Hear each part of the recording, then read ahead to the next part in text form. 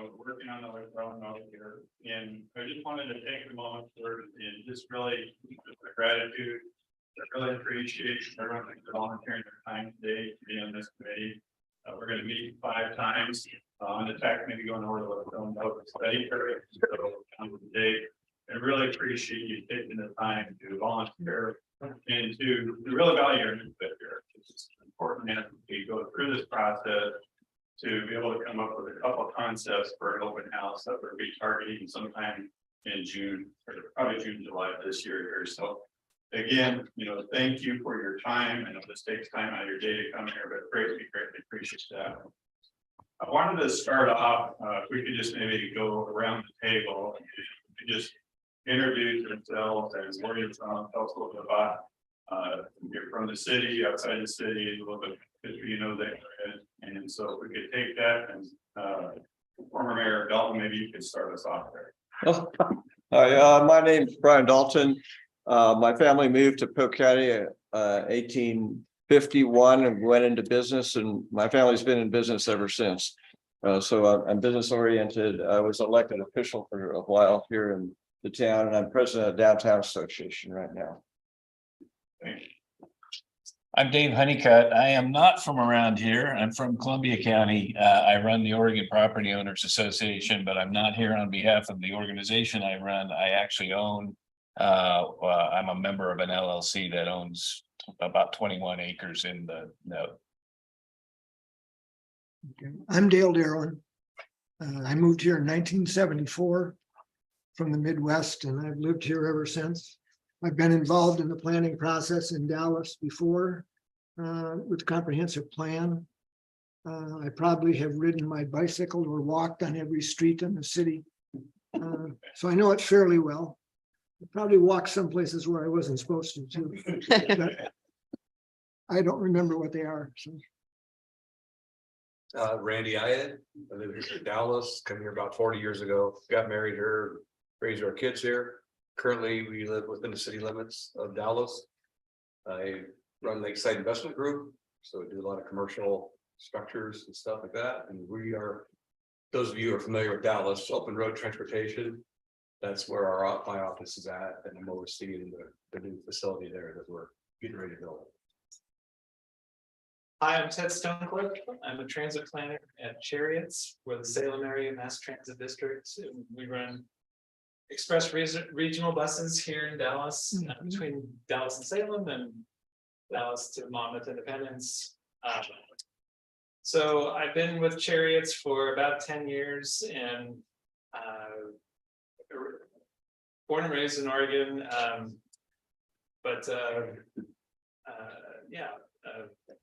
Not from Dallas. Rita Grady. I moved to Dallas in 1975, raised my kids through the school system here, started working for the Housing Authority, and then after a significant number of years, moved on over to Polk CDC. We're a private nonprofit corporation. Our headquarters is here in Dallas. We build affordable housing for a variety of populations, have about 200 rental units throughout the county, and planning to develop more recently in Dallas and hopefully in Monmouth. So very, very connected to the city of Dallas. John McBride with SMI Real Estate Property Management. Originally from Estacada, played the Dragons a lot in high school and we hated those guys. And then went to school out in Monmouth, so I spent a lot of time here because Monmouth was a dry town then. I was the designated driver. Yeah. I live in we're just here to help with what we need about use family mixes and commercial stuff and whatever we can help with that helps you guys make the right decisions that work best for you as a resource. Sam Duffner, moved to Oregon, Salem area in 2002 from Utah via Florida. Well, kind of all around. Moved out here about 10 years ago and just outside of Dallas, own small business and property owner in downtown for about 8 years now. I'm also president of the board of the Chamber of Commerce, and I'm here representing the Chamber of Commerce. Hi, I'm Jennifer Ward. I've spent time in Utah and Florida, so we'll have to compare notes. But I've been in Oregon for the last 20 years, and I'm the Parks and Recreation Manager for the city of Dallas. Hi, my name's Fred Evander. I'm the city planner at the City of Independence. I'm also a Dallas resident. Hey, I'm Savannah Duffner, Sam's better.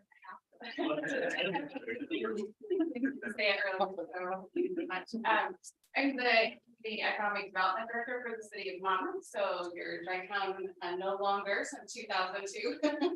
Neighbor to the east, and here to serve as a resource to the planner in Oregon for over 20 years. So yeah. I'm Jennifer Hand, principal broker for Gaw Real Estate Services and Alignment Management. We relocated our office to Dallas from Salem about 2 years ago. Polk County resident. Last years, I live between Salem and Dallas now. And better or worse, I put the second bar in Monmouth after it was no longer joint town, because I was also the meeting. So I'm Chase Blue, I'm the city planner, in the city of Dallas. I've had that position for the last 7 years now. Tom Gilson, the engineering supervisor of public works here, going on about 18 years here. I'm Brian Latta, welcome to Dallas. I'm your city manager and it's really an observer of this process. Hi, everybody. I'm Charlie Mitchell. I'm the Economic and Community Development Director of the city. You're all here because we got an invite from me. I've been with the city about 2 years. I'm a native Oregonian. I live in rural Benton County. I want to make sure we introduce Ben over there too. My name is Benjamin. I support the planning and building department. I work both with Charlie and Chase, and anything I can do to help keep the process organized, let me know. We have two. Back here. Oh, everyone, I'm Tyler Ferrari, economic development office. City Dallas. Hi, Kimberly Lyle. I have been a resident of Dallas from 1976 to 1985. And I've been working here for the last 12 years. Well, thank you, everyone. What a great group. And again, thank you so much, for your time. It's a really important process as we go through there. We're gonna have 5 of these meetings counting today, so I really value your time and your volunteer to help in this shape as we look at the new vision here for the city. On our agenda here today, we went through the introductions, and the next thing I want to do is kind of have Carly and Chase talk a little bit about kind of a little bit of history, the commercial needs, residential needs, and the history for the city of Dallas. The city of Dallas, I think, for something to know is you have been growing at 3 to 5%, probably closer to your 5% population, right? So really drastic growth has been taking place here with the city. So thinking about what are some of those commercial component needs that you're going to need to be able to continue to attract commercial operators, national developers within this region, I think it's important. And you'll see some of our concepts that we present later today here too. So with that too is also Chase's birthday today here. So you didn't get a chance to have a cupcake over there. So I don't know if we want to sing happy birthday. Oh, yeah. We don't need it so much. Happy birthday to you. Happy birthday to Chase. Happy birthday to you.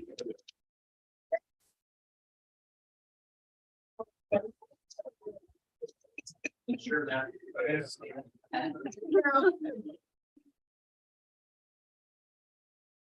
So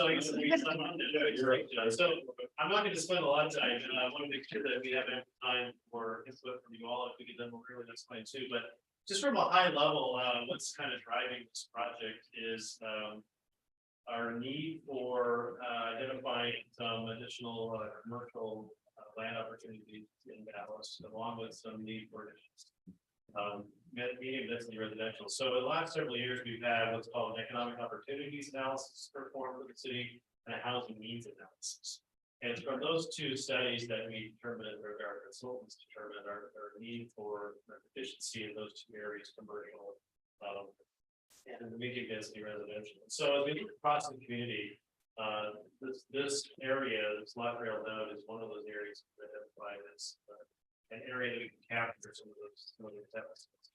I should also mention at the same time, we have surpluses of low density residential and industrial. So if we're looking for conversion of land in these deficit needs, those are the likely candidates, if you will, to take those uses from industrial or low density. This is one of 3 nodes in the community. It's a little unique. Dallas has these master plan and mixed use nodes. This being again one of 3. And I would say from my perspective, I think all 3 of them are probably underperformed or underutilized in relation to how they were originally designed and envisioned. This one probably being the most underutilized and underperforming. So we thought it might be a good idea to kind of restart the process and look at today's conditions that are very different from the conditions of 20+ years ago. So I'm hopeful that through John's leadership and guidance, we can get appropriate input to shape this area for the next many years to come. And again, my bias from my perspective is really looking for the commercial development opportunities that are still currently exist in Dallas. I should mention too that if you want to get a copy of the full, economic opportunity analysis, we can direct to that. But it's important as we talk about commercial development in particular, that we don't directly compete with our downtown. They have to work together. So we don't want to move commercial from downtown to other areas such as Blockville. They have to support one another.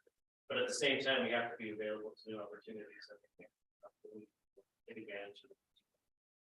So that's kind of my kind of vision of the process. And just so you know too, since you're all taxpayers, this whole process is being funded by ARPA dollars. So it's COVID relief money that the city council has directed into a number of different areas. It's one of the city council's top priorities to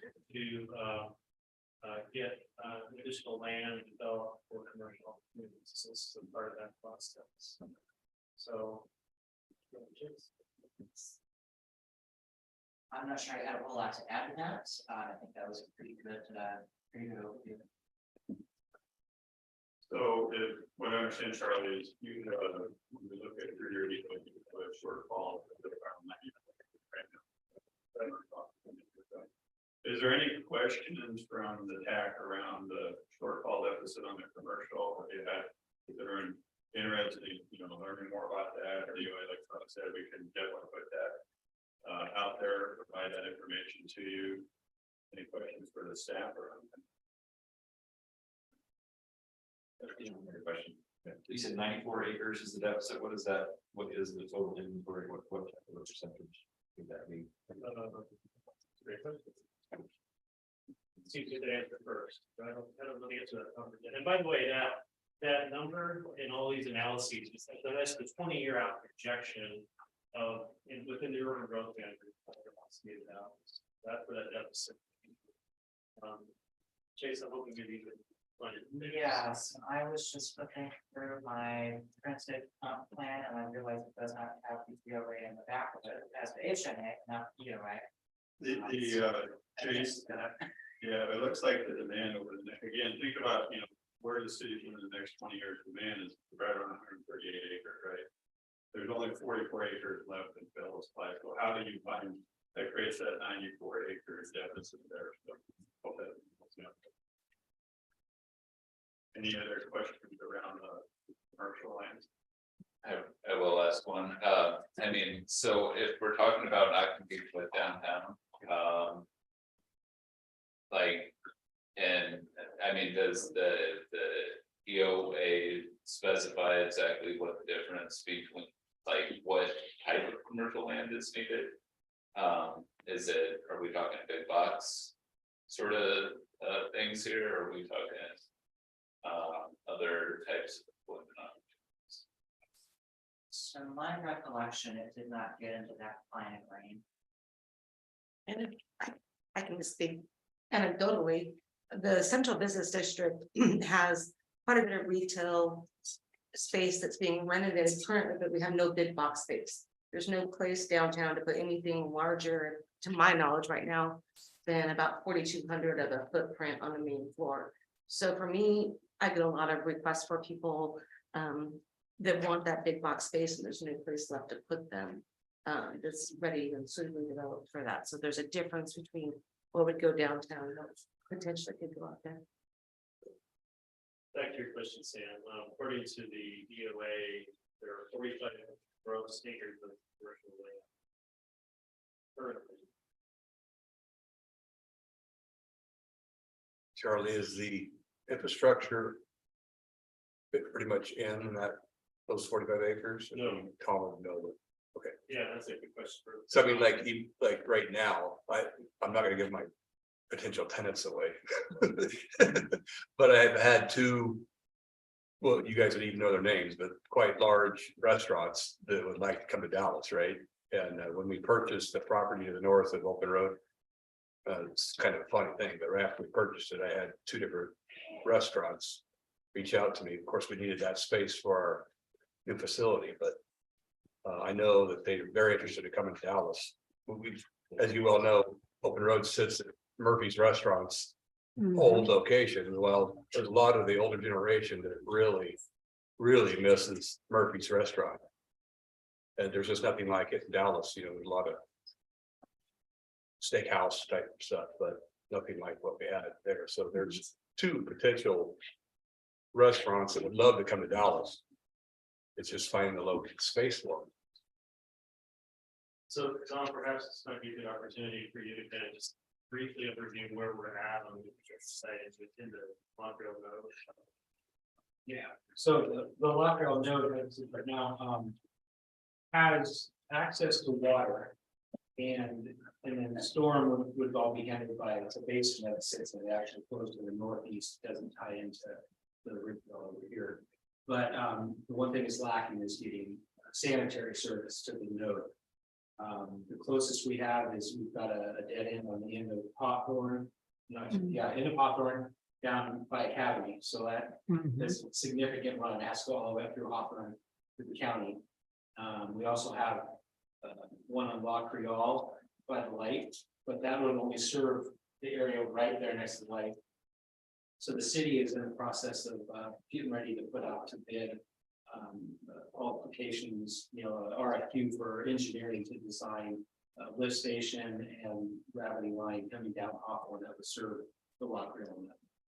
So we've had some, conceptual, 30,000 foot level studies done to make sure it was possible and that, our existing systems could handle it, but now we've got to get to actual engineering. So to get service to the La Creole node boundaries, we still are a couple of years.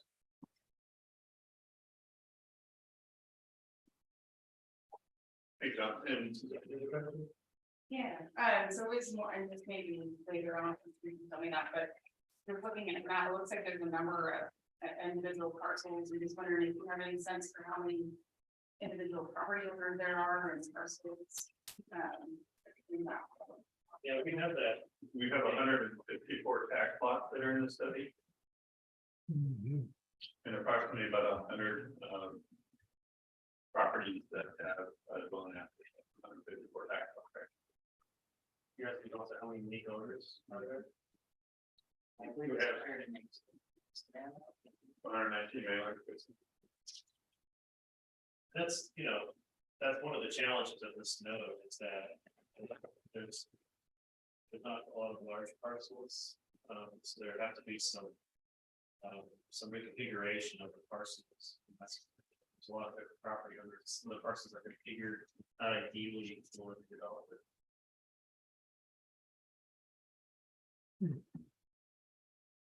Thank you. Okay, I wanted to keep us moving forward here and thank you for the city staff for that information there. We are coordinating with the Public Works Department of Infrastructure as we're working through the content. Working closely with Tom and his group on the studies and alignment that you'll see in some of the concepts here as we move forward here too. If you turn in your packet here, the first map that you'll see here, this is the old concept that was done about 20+ years ago for the area here. Around about 154 acres or so, plus or minus around there. And I think Brian and the city staff are really, again, if you turn to the next map here, really thinking about how Dallas has done these nodes, right? So you have the Barbary node, and then the Wyatt node, right? And what's really exciting, I think, to think about from the city standpoint is that the Barbary node is moving along rather quickly, right? You have residential development that's really taking place in there. So how does those two nodes connect, right? The other exciting thing I think to think about too is what I think Randy talked about a little bit earlier is that with the Barbary node, you have right now public national builders like D.R. Horton. We're building in your town here. So you have national brokers that are talking, Dallas is on the radar, right? They're looking for restaurant land, they're looking for bigger box opportunities to locate.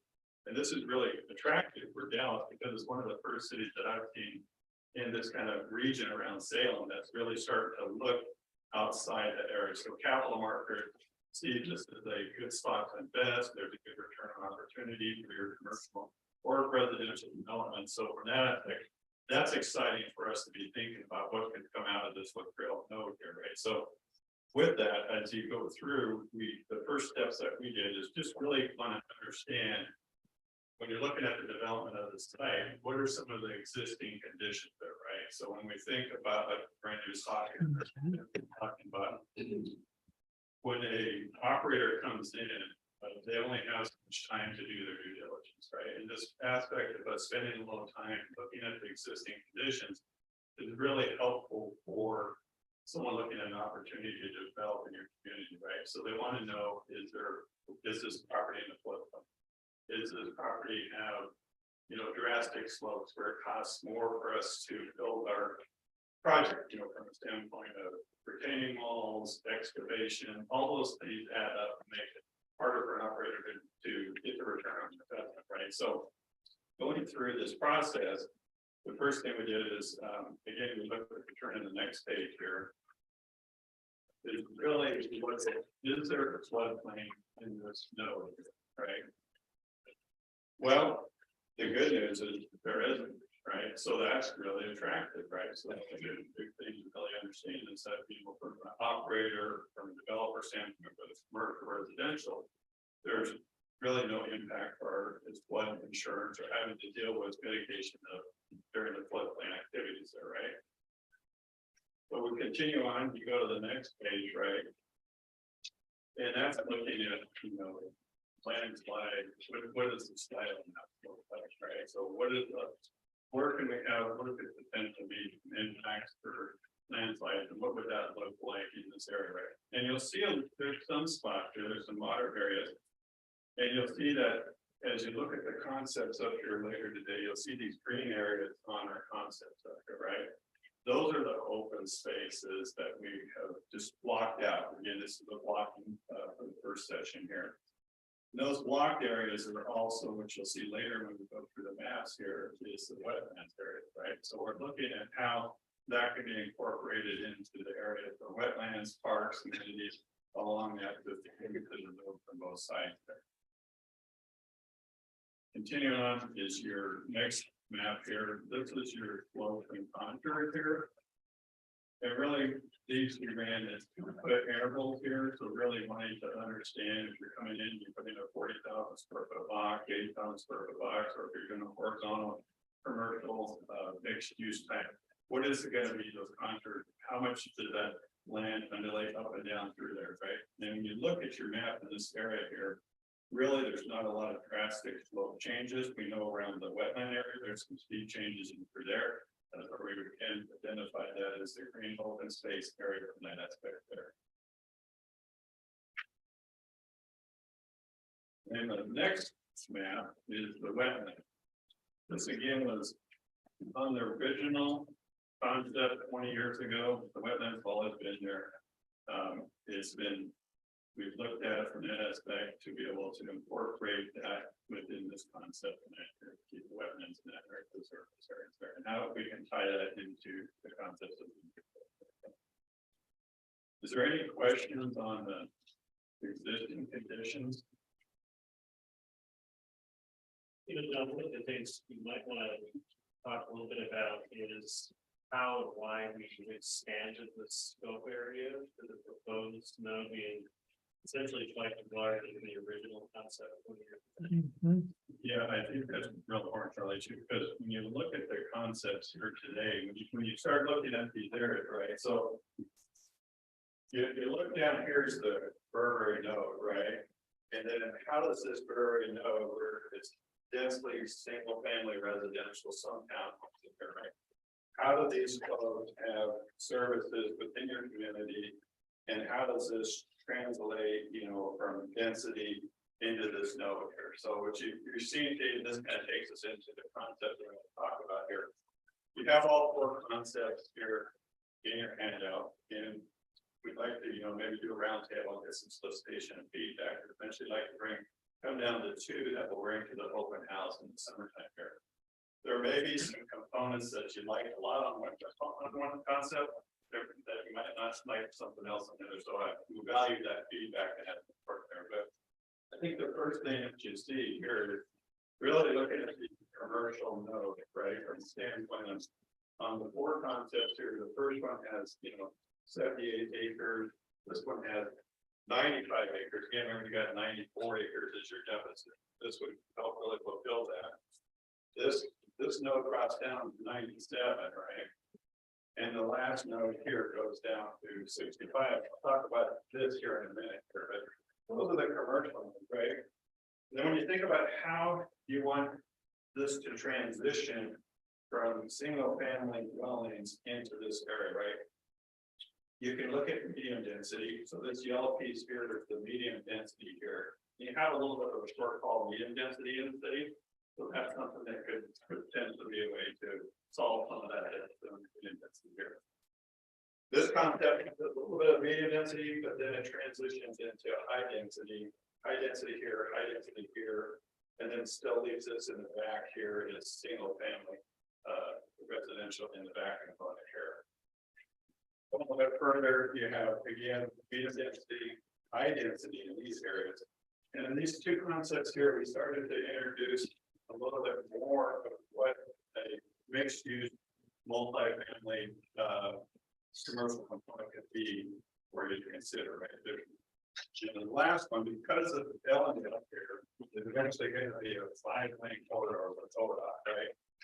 So thinking about how this works from a, you know, ingress, outgress, or community, right? So how do you get in and off working with ODOT on this property?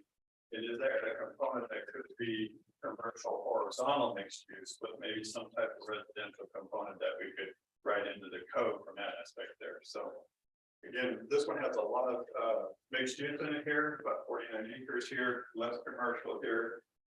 Where over here you have the most commercial, 95 acres, and then less of the high-end density here, more medium density. So then the last map you have is the transportation system. You can see this is the city of Dallas's transportation system, and how Auburn will come along here, working with his team. We're also looking at alignment, and it will be as we continue to refine our concepts there. You'll see how we'll continue to incorporate where the sewer line is and making sure to take that into the environment. So I'll stop there. I know that a lot of this went through the last four concepts here, but I'd love to hear get some feedback on the thoughts around the commercial, medium, high density, open space. Just a question off the top of my head. For mixed use, what is the city's definition of or assumption between commercial and residential for mixed use plots? I'm going to refer that to Jay. So that's a really good question. The original La Creole node concept plan from back in the 90s designated a large section of it to be mixed use. And didn't really define what that is. Our development code does not have a zone called mixed use. So I've always kind of wondered how we would go about actually administering that when the time comes for development. I'm hoping that some guidance on that might be part of the things that kind of get out of this process, some potential code updates to facilitate that. But I do know that when the HNA was done, looking at that housing land supply, there was some level of assumption of the mixed use area would have some residential development in it. It wasn't obviously by the same kind of density it had in like the high density zone, but there wasn't supposed to be some residential component somewhere in the mixed use area, as well as obviously commercial yield. So, but as to what that actually looks like, I kind of envisions, residential above commercial space, but certainly there's other ways that could be, dislocated as well, residential mixed use. We really don't have a lot of details on it at this time, so. Can I ask a follow-up? So would it be safe to say that each one of these conceptual plans, if you only have like, for plan number 1, if you only have 78 acres of commercial, then is it safe to say, what is that? Quick math, 26 or 16 other acres to make up to the 94 of the commercial. Yeah, that's gonna be made up, community wide, we're studying just this one area or the other to get us closer. What I also do, you can help me with this one, Chase, I don't know how many of the originally planned acres in La Creole node was counted already into that deficit. So it wasn't zero, but more than that. So this is an interesting wrinkle in the way that the buildable land inventories are done for the purposes of the HNA and POA. One of the things you look at is the property already developed? Because again, what they're trying to count in the buildable land inventory is land that is buildable. And so if it's already developed, there's kind of this built-in assumption that, oh, that's it, it's never going to change. Even if all that's on the property is, a barn that's in the process of falling down already, because it's, 80 or 100 years old, it's developed, and so it'll never be built into something else. So there's kind of this built-in disconnect on the acreages of what is buildable versus what is zoned for different uses.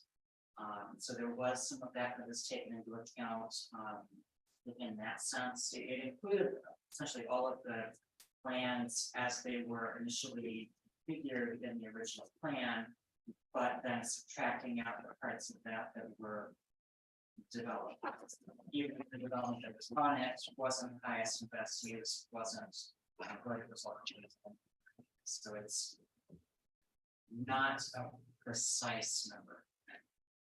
But the process itself is imprecise, and so it's just the nature. But in terms of context, another area that we're looking at for conversion is the mill site. For some of that property to be converted into commercial from industrial, there's a whole other planning process project we're working on with that as well. So there's another part of the community we're also focusing on for different reasons, but commercial is a component of it.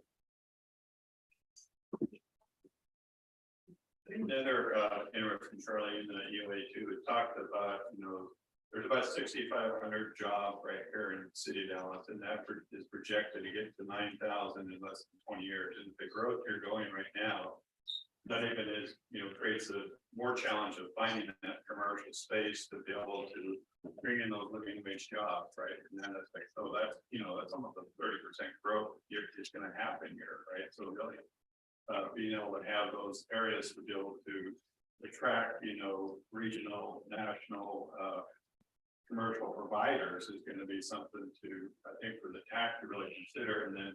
And then how do you provide that housing for the services for this growth that you're going to see that's going to be taking place here? So love to get some of your feedback on the concepts, I'm sure.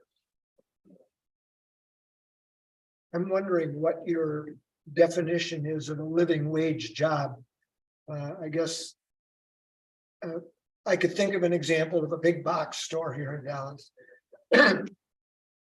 Many of whom employees are eligible for food stamps. That doesn't sound like a living wage job. The last I remember looking, restaurants were not considered one of the higher paying industries in the country. I don't know if those are living wage jobs or not. Frankly, not that familiar with it, but I'm just wondering about something. You know, one of the things we use is the MIT that has a calculator for the living wage job, and you can look it up as one individuals. And I can look at that for the city of Dallas, but to your point, yes, I think that's important to, as you craft that, you understand what your living wage job is for a community to have. And, you know, then when Charlie's looking into tract industry or commercial operators within there, that's important component to understand. Yeah, and frankly, from my perspective, these, the commercial development opportunities are less about job creation as they are about tax base diversification and impacts on the transportation infrastructure. So we all know, if you're familiar at all with Dallas, we're rapidly becoming a veteran community. So that's probably no surprise. Providing more commercial development is one of the ways we can mitigate that veteran community aspect, because if we provide more commercial opportunities here in Dallas, residents of Dallas will be less likely to go seek those commercial opportunities elsewhere. What tied you to this study from 1990? And you just toss it and do what you want to do now, or do you really have to follow the framework of what we're going for? Well, I would say where we've already deviated pretty substantially from that framework. So I think we're bound to it. I mean, I think we're bound to it only in the sense that there was a need and a desire to create this noted this general location. I think that's the framework. But in terms of how that looks and exactly how big it is, these concepts deviate pretty significantly from the original. I would add to that the housing needs analysis and the economic opportunities analysis did account for buildable lands and development potential in these areas. I think actually why the notes were designated in the first place was to accommodate the future growth based on the 1998 projections. And so the extent that the number of commercial and residential that's supposed to be accommodated in these areas, if we deviate too far from that, that does open up the question of, okay, well, if we're not putting them here, where does that use go instead? So it's the more we change it, the more moving pieces there end up being. Not saying that's a bad thing, but it is something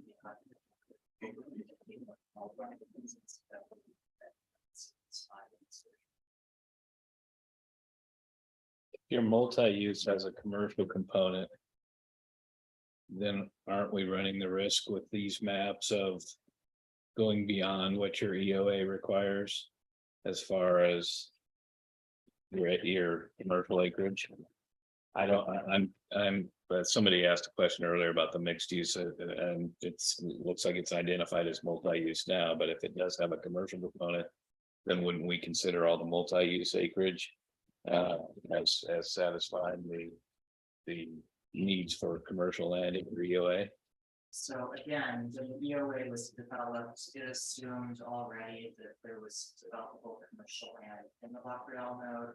So the shortfall is land that wasn't already designated either as commercial or as a mixed use for the commercial component. So that's when you see it does, and it's kind of above and beyond what the original master plan already had in it. There's a whole lot Okay. of other assumptions and factors that are kind of technical and arcane. And we use you use the acreage, the assumption is based on the just based on what's in the node was within the city, or that was in the node total, whether it's in the city or not.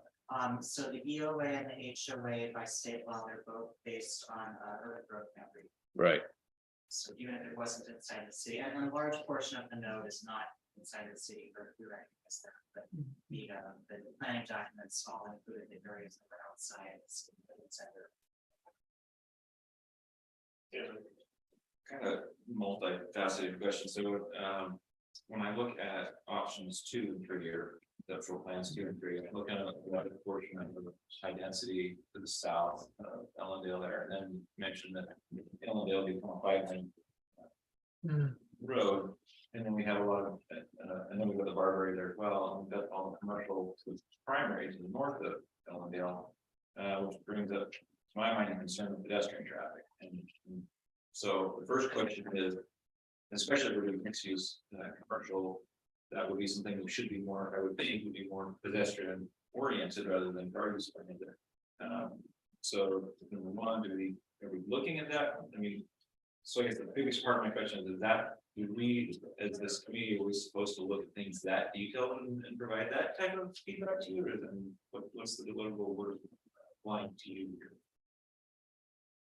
I think that that's a great standing point. I think when you really think about like, we buy that input, right? So I think when we go to the open house, like, you know, if you had this as multi mixed use, right? And more pedestrian commercial with, you know, some residential component up here, how's that feel, you know, transition? And then this is, you know, more horizontal commercial development, right?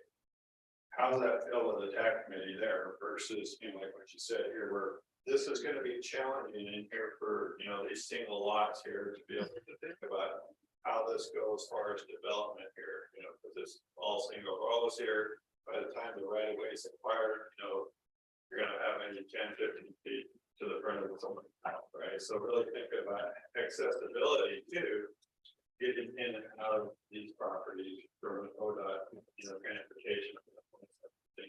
So I think it's important for the committee to say, you know, yes, you know, we see this either going as commercial development, but realizing some of the challenges that it's going to have to that move forward, or this is opportunity to be able to work with the city and draft a code where you have some type of mixed use where it's a, you know, commercial with some type of residential component there that ties in with this community coming across here. Is that something that the committee finds would be valuable for the community, right? So that's something that's important there. And that could be something that could be created. The other thing too is when you think about how these properties start to, you know, as the process with trigger and the zoning changes take place, right? Thinking about how you're going to have a willing and selling buyer, right? So thinking about how that zoning changes, what's the opportunity for someone coming in to want to acquire these properties along this area and develop this here too.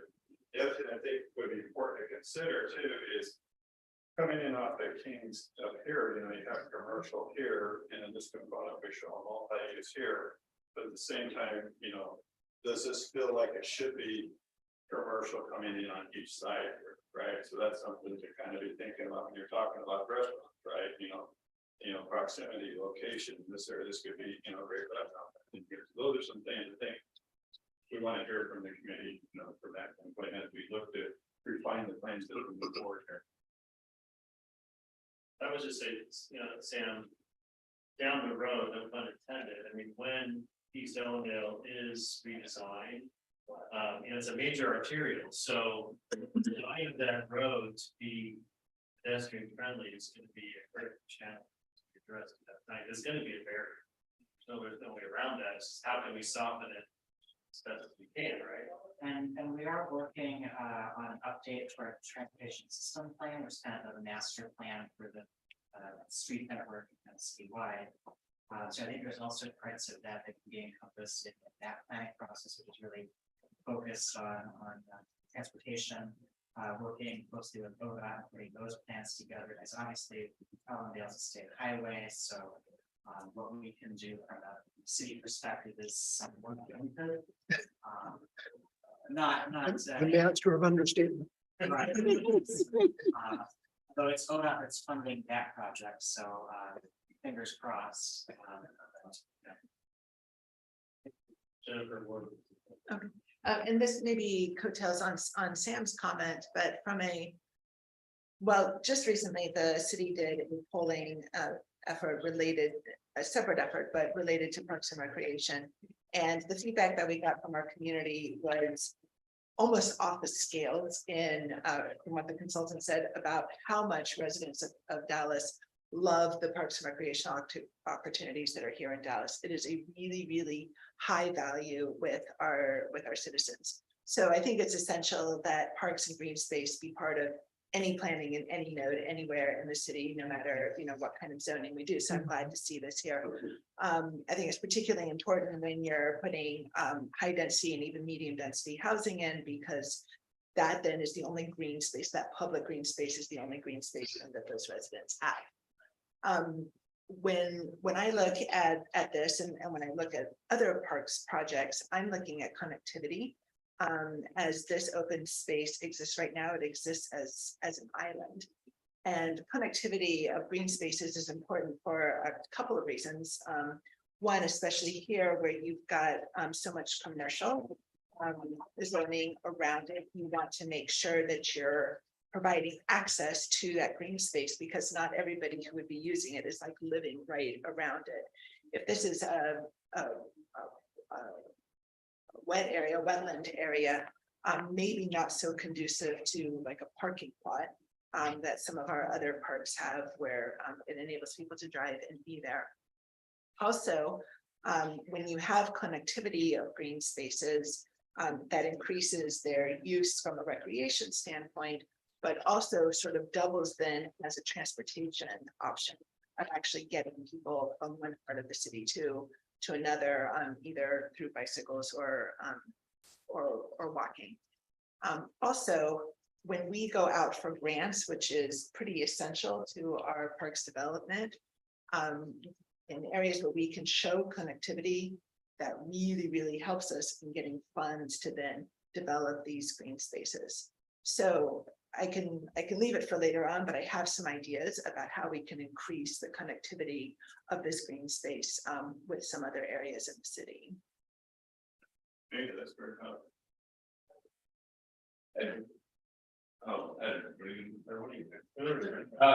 I mean, I think that's great. And I think that your comment really like gets to sort of a fundamental question that I think that we're gonna have to sort of raise here and sort of talk about is what sort of community do we want Dallas to be? And then how does this node itself tie into that larger community vision?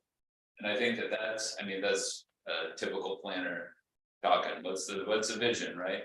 I'll say from my perspective, not as an employee of the city of Independence, as a city resident here, I'll say my desire for Dallas is that it be sort of walkable, that it have green spaces connected, that it be more pedestrian oriented instead of vehicular oriented. I don't look forward to a whole bunch of strip commercial. That's not my idea of a vibrant and active city. And so based on all of that stuff, I would say some of the stuff that we should be thinking about is how are the buildings going to look? And I would definitely promote two things. One is not over supplying commercial land, because then all the vitality is going to get spread out, right? We want to concentrate vitality where we want it. Also, then we want it designed the way we want it, right? Well, I had a second point, but what I will say is then I would echo your comment with things like green space. Green space in the middle of commercial is not going to be as utilized as green space that has views out of it from higher density housing or whatever it might be. So I would encourage tying the residential components closer to the green space components. And just 2 points to what you were just saying. Number one, we already have 2 distinct commercial nodes in Dallas. We have this node, which are your smaller artisan walkable downtown, the library, the church, the school, and then you have the Ellendale. And when nationals are coming in, they're not looking at downtown. They're looking out at the other distinct area at Ellendale with traffic count. So whatever plan that we look at here is going to be divided by ODOT. That's not up to us in terms of walkability and that type of thing. So my question is, do we have a time frame for when that process, which is to be updated and the structure to be built? Because that's automatically going to affect the property value of every property along there, although they will be compensated by ODOT for whatever they're doing that work. But what's the timing for that expansion to the 5 lanes they're happening? So ultimately, the funding and planning, that's kind of the option. Right now, we don't have it's definitely not a 5-year capital project. That's I don't know if it's on any loadouts capital project. so it's definitely quite a few years in the future. We looking at something flexible for phase 1 where it is walkability at this stage of the walkability once they've done. Well, and so that would be the point that so those who weren't familiar with the process.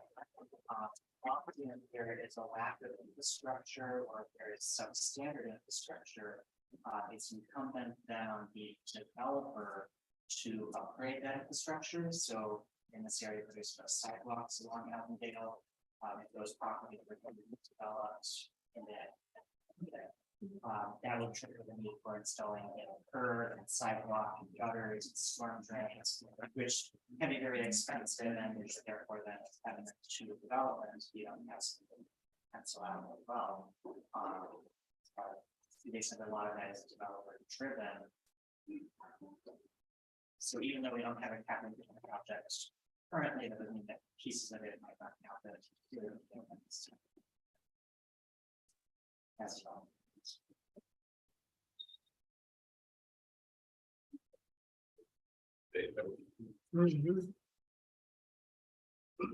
Grounded.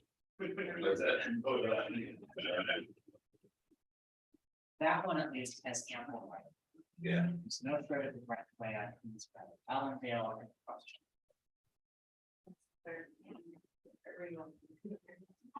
So, after my meeting, that was city planner, yay. I thought, what do you put the whole of the art very much, was that just gone away then? Okay, Yeah, so they didn't really show the zoning of the Barbary node on the step. It was kind of Barbary family. But yes, they did a fairly significant component to the Barbary node. There's also a sizable commercial component to the Wyatt node. Neither of those have been developed yet. The Wyatt node one is more or less shown already, but there's utilities right there. They're still looking to extend streets and utilities from the south. But they're probably within 2 or 3 years of being in a position to have that commercial area shovel ready. So what that will do to the urgency of providing commercial land here in the short term versus the long term, just a question. If there is commercial land elsewhere beyond just the long term. Yeah, so I'm sure a fan of you, how those relate and short base and maybe kind of here. You're not taking into the. And then not over building the commercial either, so you can drop in the area, so it's tricky, but it just. Me, as I look at those plans, what it feels to me is that there's a light at Creole, right? State highway, so that's the in and out, to this entrance is how that's kind of one of your centers, and then how to connect that up. That's the corridor where the responsibility at walkability that the sequence of that neighborhood and surrounded from there. And the Barbary node was something we looked at to looking at the potential development options because we wanted to have the zoning concepts for the Creole node be somewhat compatible with what's proposed for the Barbary node. So north of Ankle in the Barbary node is high density residential. That's what I see some of these proposals have high density residential North Kinkle, because that would be consistent with what's in the adjacent node. Commercial along Ellendale is what's in the Marbury node, so we can have commercial on Ellendale and the Montreal node. That's what I told this, so we could point out what the, just, Mhm. so this That's piece crucial. somewhat aligned with what these pieces are gonna be over here. But there is the good point then of how do you prevent it from sort of leading into one another? You separate them as what they're distinct entities. Do they need to be distinct? I suppose questions to be determined, I suppose, as we move forward. In the graphic, is Ellendale depicted as a completed or as a fully? It's just right now, how did we haven't been in. So, assume it's twice a day, property, Yeah, twice as fast. It is gonna be an impact, that's for sure. But, you know, Jennifer brought up, the traffic counts are gonna be, for the first thing, when operator gonna look at the market study and what is the potential capture in those areas, right? I think where's Dutch Brothers going in after? So Dutch Brothers just got approval to go in on the northeast border of Lock Creole and Ellendale. yeah, there, So you'll see them breaking ground on that in the immediate future. Will that be taking a house down? Chase? So the site plan that they have has the drive-through lane wrapping up the existing plantation house. So the house is proposed to remain as a future like commercial tenant space, office, law office, something, who knows? The existing structure.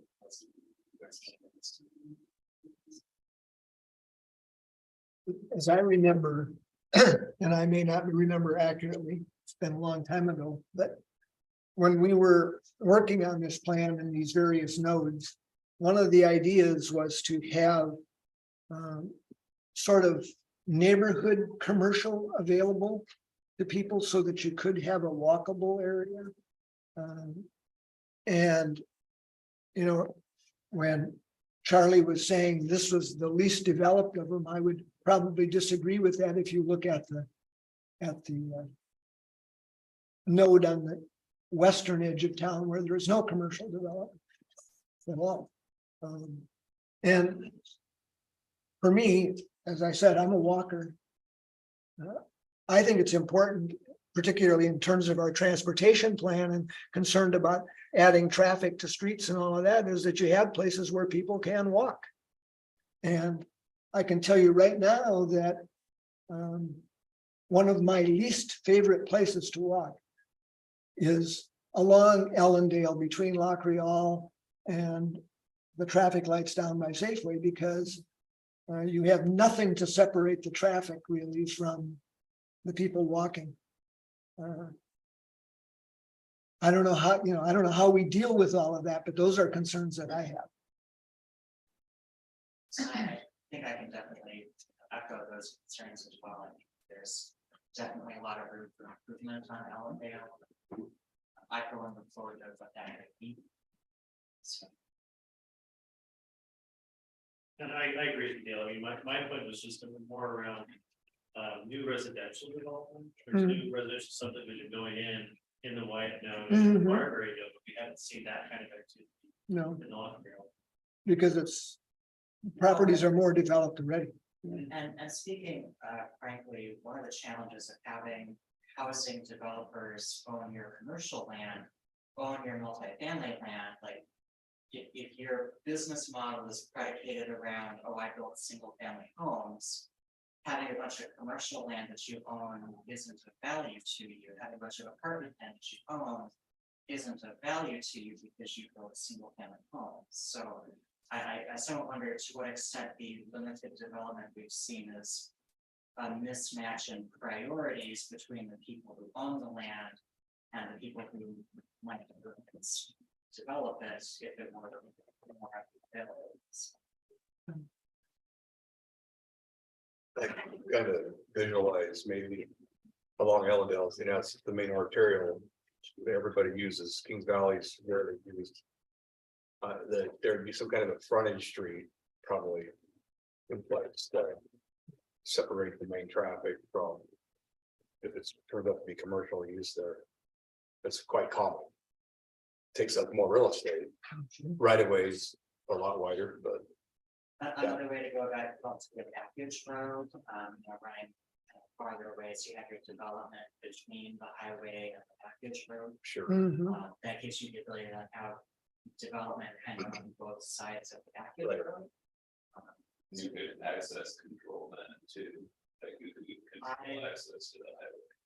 I would imagine ODOT's gonna require access control as part of any Oh, yeah. redevelopment, so. But that would help No doubt. situation. Yeah. The walking stuff. Yeah.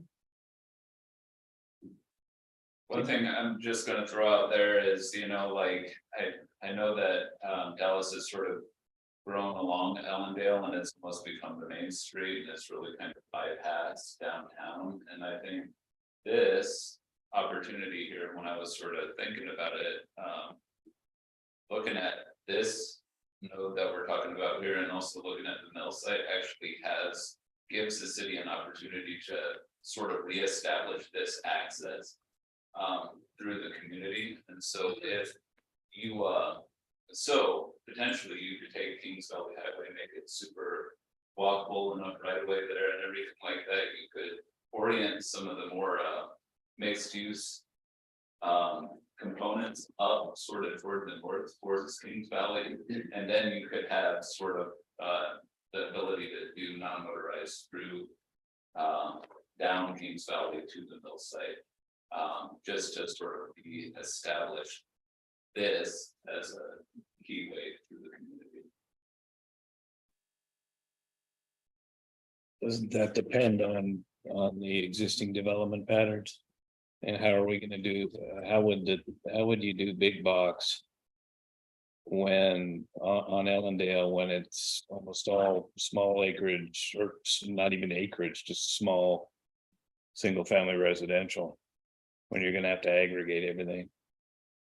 Yeah, well, I mean, and I personally, what I would do is not the whole land commercial. I would identify a couple of sites where I think a big box store could potentially go, and then I would remove a whole bunch of the commercial stuff. I think it's gonna happen. But how, if we're having such a growth pattern, how are you going to keep the traffic count low on Ellendale if you have such an increase in population, which I think you said was about 5% over time? That number of people can't be serviced adequately by the current retail. So, I mean, go to Safeway on a Friday afternoon, or one of our downtown people and try and go to Taylor's and try to get a seat. I mean, try to, keep downtown. So if we continue to increase the population and not in the retail and the medical, just as another example, services that they're going to need to be living here, how do we then keep traffic counts down? You're talking, they done the community. Is that what you mean? Well, I mean, Dallas Hospital is fairly well at capacity already, so we're going to require additional medical service to individual doctors, the increase in population. So if we're decreasing the available ground to put them on and increasing again the residential, how are we servicing? Right. So, I mean. So I'm not saying this as city independence plan, but they did this 20 years ago before I got there. And part of the city independence success was they did the exact same analysis for industrial land needs analysis. And it said if we need a certain amount of additional land for commercial development, they said, you know what, we're not going to expand our growth boundary. We're not going to put it anywhere else in the community. We're going to focus this around existing nodes in the community for downtown and Independence, Central Plaza and Independence. And that was their strategy. And they stuck with that for, I mean, it's been 10 years now. And I think, yeah, and I think that you kind of benefit the growth because of that decision.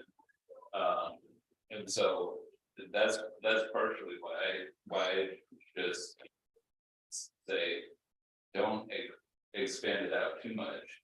Because then we will never create vitality. If we want vitality, if we want, no.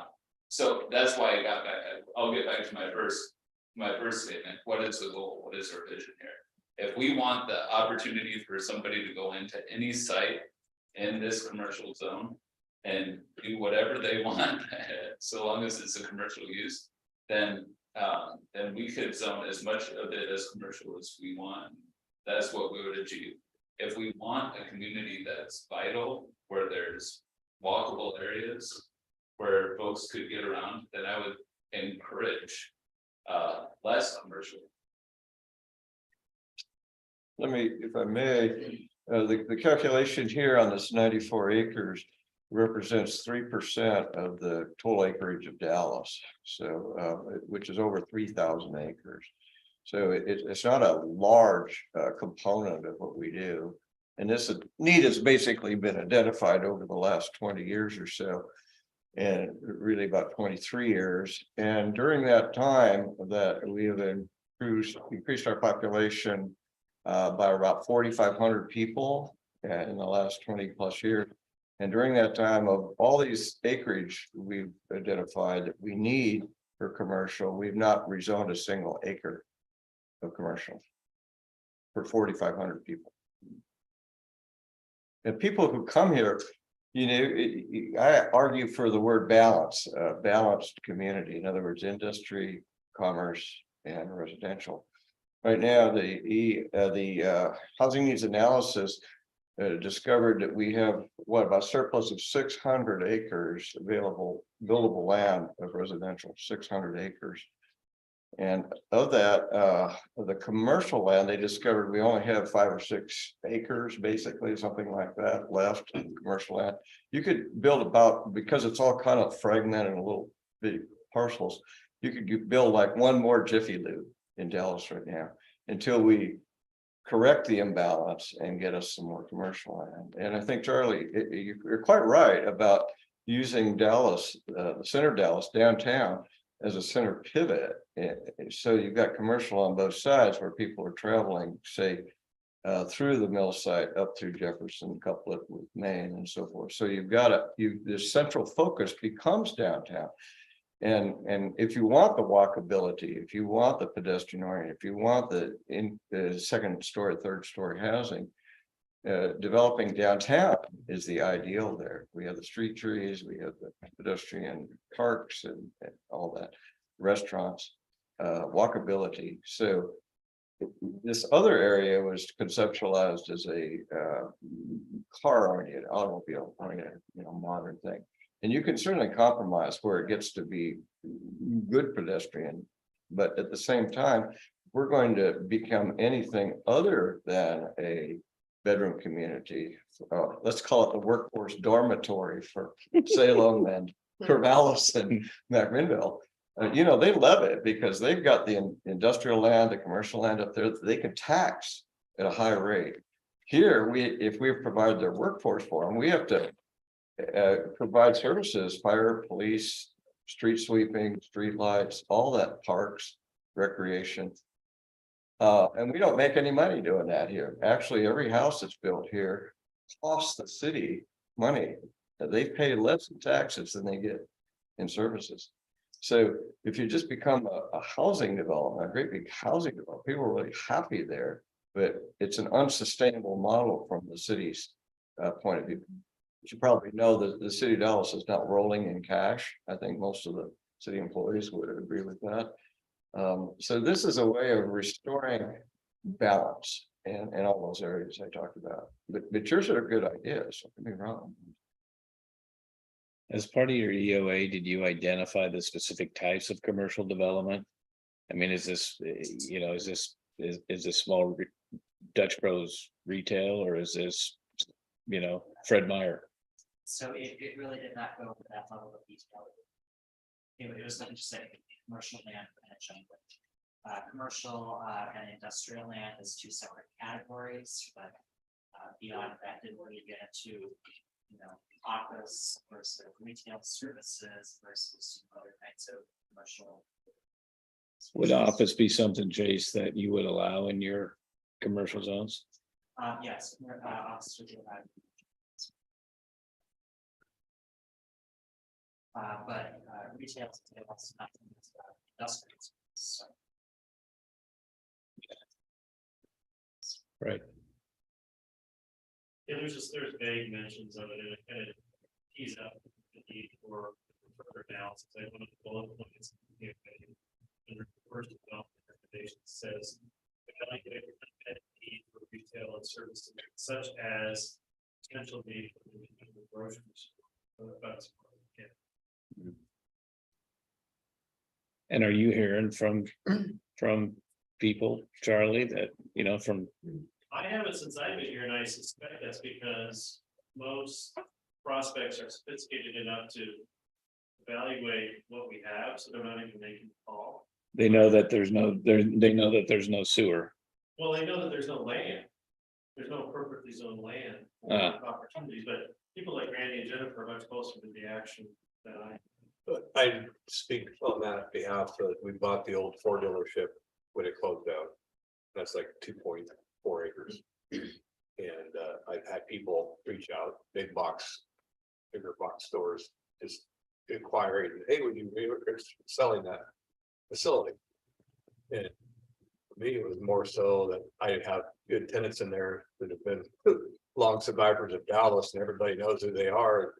The last thing I'd want to do is boot just good old boys, you know, out of their space to make $1 off this property. So wasn't really interested, but I can tell you that if you had the space today, it usually takes at least about minimum of 1 acre for anybody like a restaurant you're looking at, unless it's a fast food restaurant. I'm referring to a bigger chain, but man, there's opportunity. There's people knocking at people's doors wanting to get into Dallas and put that nice restaurant or a bigger chain store.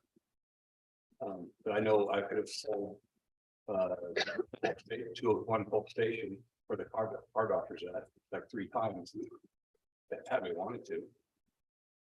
I got existing Dallas businesses that like to stay, and they have no suitable places to go.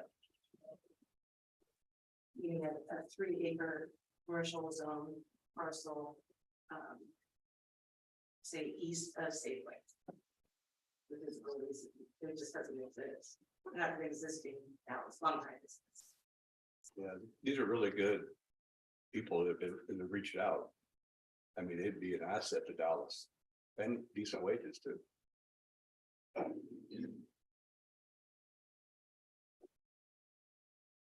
hearing, there's, interest in the commercial, the connectability, the walkability to the other nodes.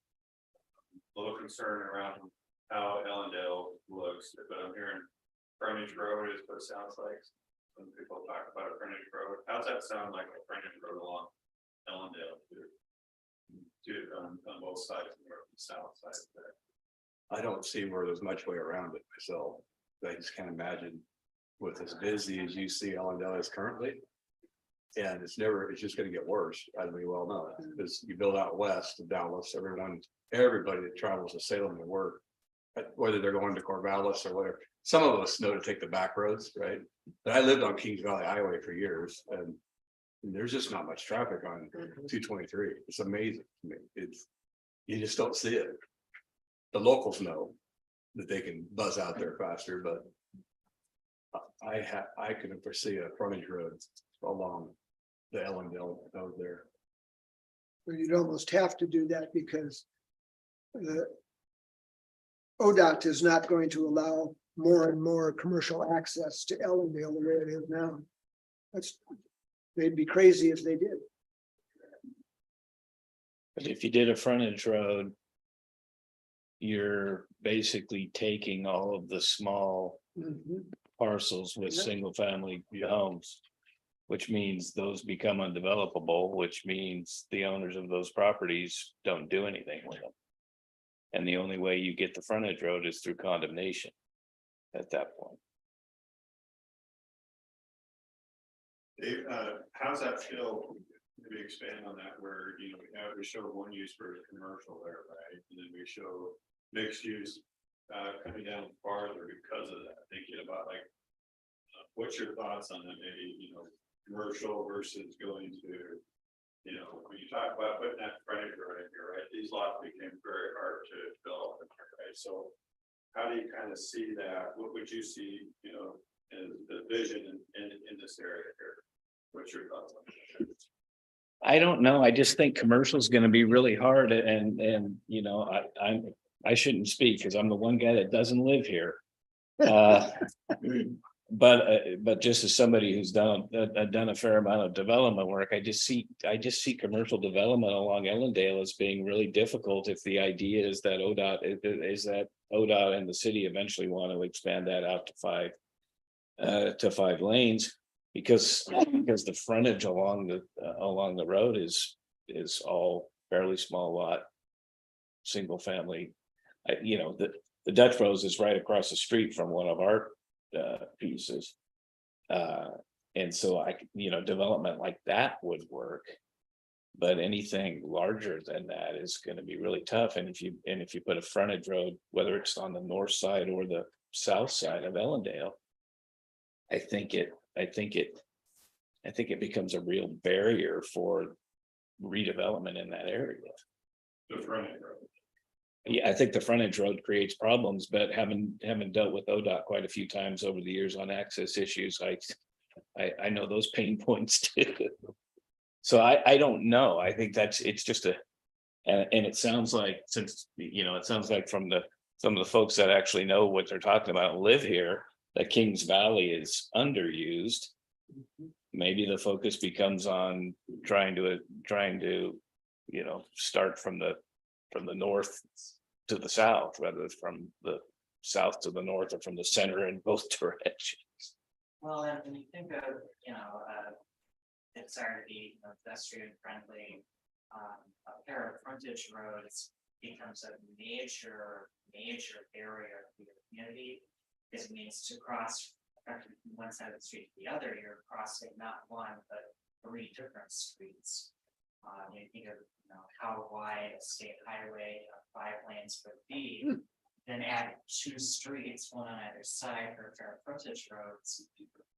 That's a major gash through your community. So that's kind of where the idea of being a package road is maybe the better way to go. Have less of visual impact. It's less easier than across the street. You know, access to a little more tricky, but. Well, and if there's a need, it seems like if there's a need, but neither the city nor ODOT really has identified any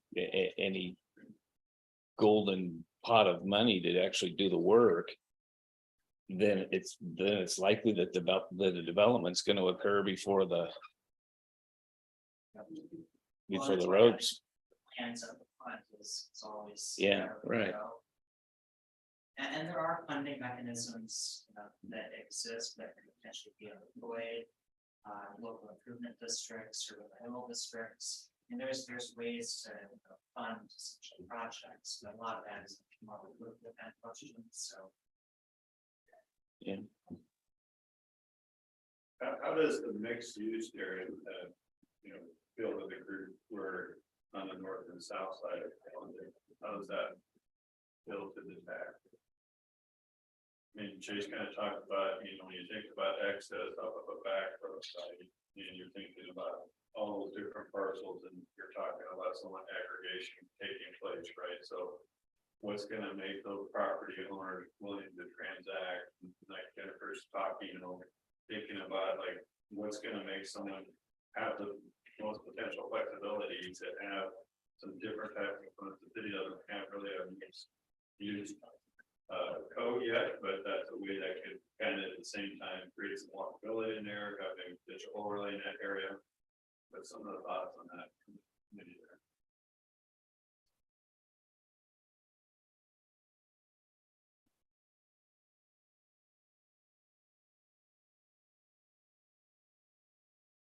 In, out. right, with that Ellendale, it's just such a fair, and then no point out, for wanting to cross that and live in, you're not going, it's like, I don't know, to it's make it more internal, connected.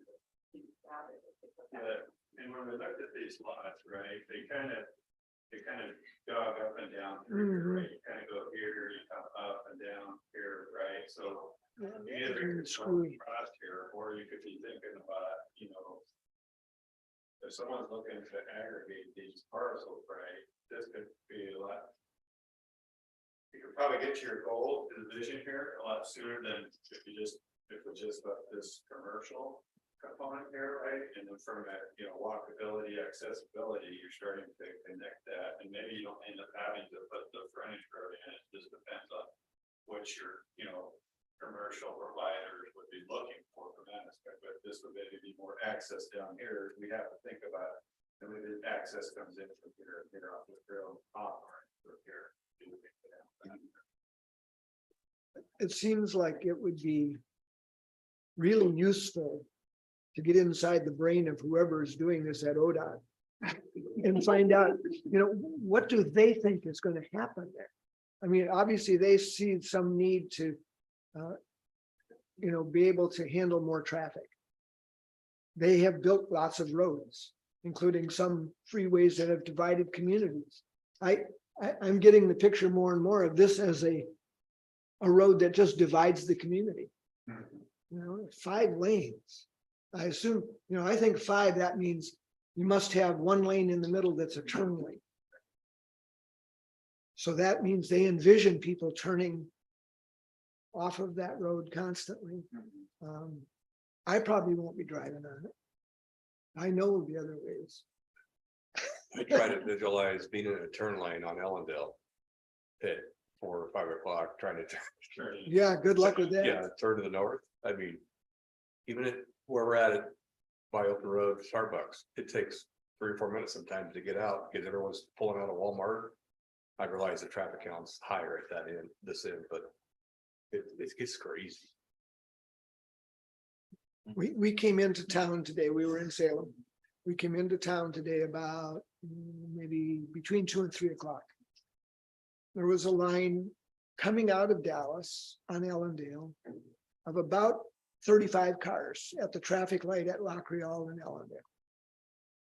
There were probably almost as many of us coming in. So your idea about, yeah, how do you make a left turn there? Collision time, man.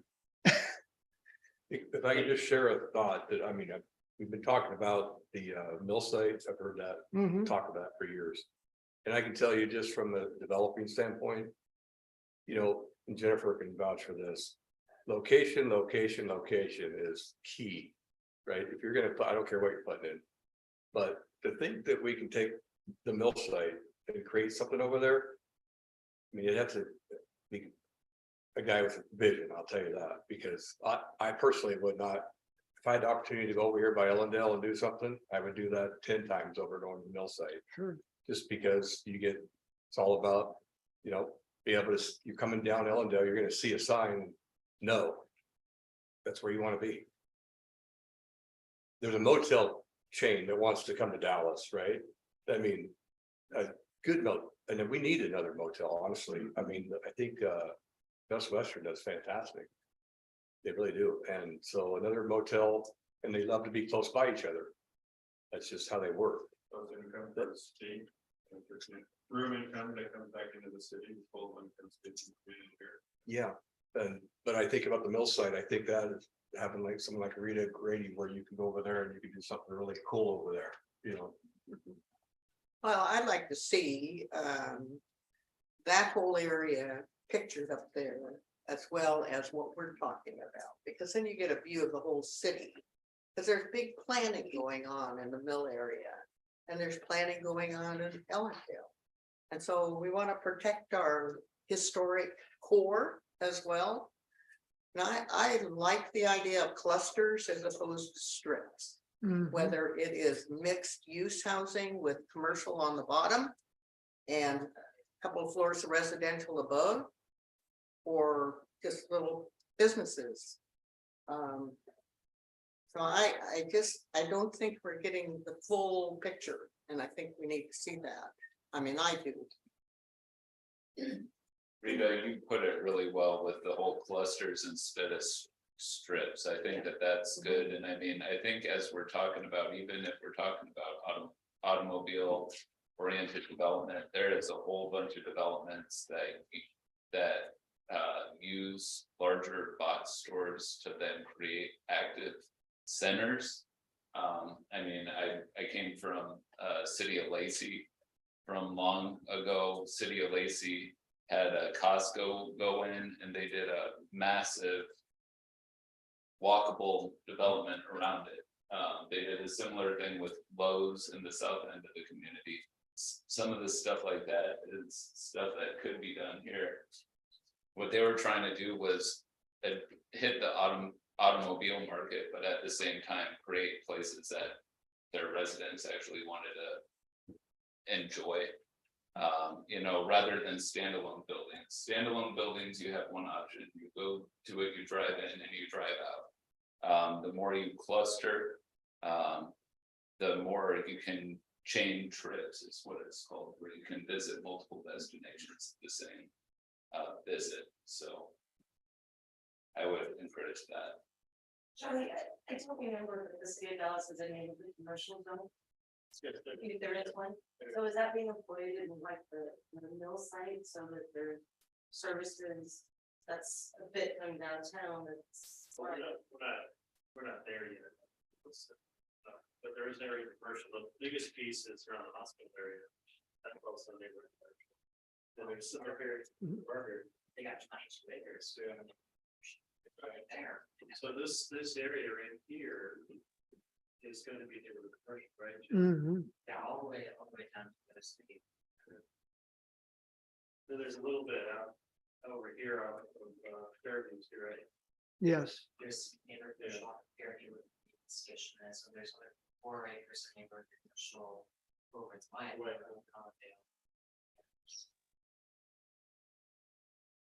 What's allowed in your neighborhood commercial or what's allowed in your, you got a general commercial and a neighborhood commercial?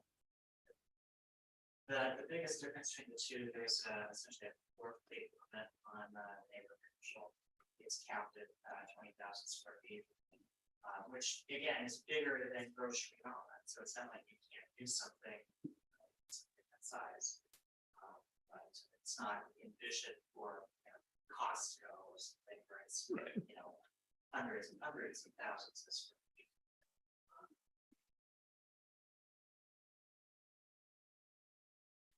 Well, thank you, everyone. Any other questions? Just one for Tom. You said it'd be 2 years, you think, before development's ready in this node as far as sewer? I mean, I have a crystal ball. I mean, I think better, but yeah, I mean, we're probably, you easily have almost a year wrapped up in engineering design and then have to turn around and put that onto bid and construction. And do we have that on hand? Trying to do that, it's not really a big hang up with the interstate project. No, that's because that's all SEC funding, so yeah, in our standing areas, it's pretty bad money there, so.